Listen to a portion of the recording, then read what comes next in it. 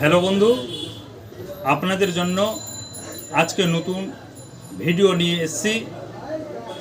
যে বর্তমানে 60% মেয়েদের যে সাদা স্রাব দেখা যায়, যাকে ইংরেজিতে লিকুরিয়া বলে, দুধ কেটে ছানা ছানা যেমন হয়, তেমনি ফাঙ্গাল ইনফেকশনের কারণে মেয়েদের ছানা ছানা আকারে সাদা স্রাব বের হয়।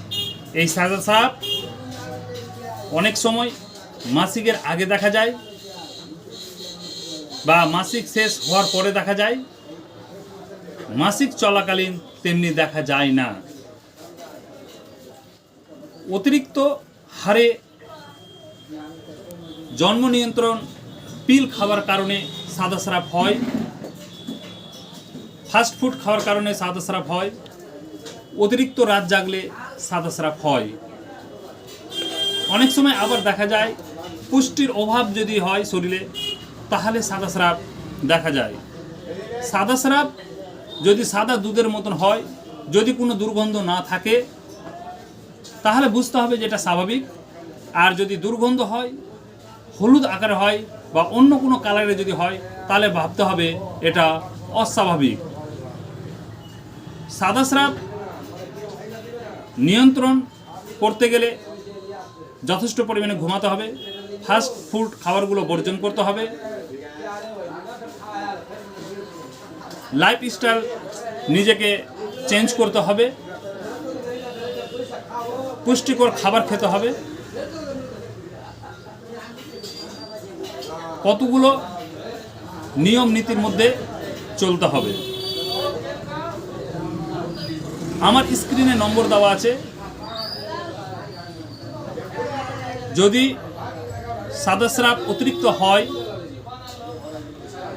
শরীর যদি রোগের মতন হয়ে যায়, মেজাজ খিটখিটে হয়ে যায়, আপনারা আমার সঙ্গে যোগাযোগ করবেন।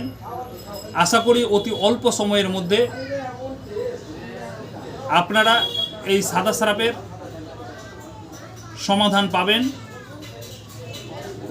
কেননা সাদা স্রাব আজ বর্তমানে জরায়ুর ক্যান্সারের কারণ হয়ে দাঁড়িয়েছে।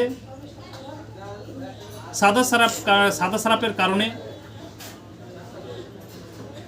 মেজাজ খিটখিটে হয়, অনেক মেয়েদের সাইটিকার সমস্যা দেখা যায়। সাদা স্রাব নিরাময়ের জন্য আমার যে স্ক্রিনে নম্বর দেওয়া রয়েছে, আপনারা যোগাযোগ করুন। খুব অল্প সময়ে এই সাদা স্রাব থেকে আপনারা মুক্ত পাবেন।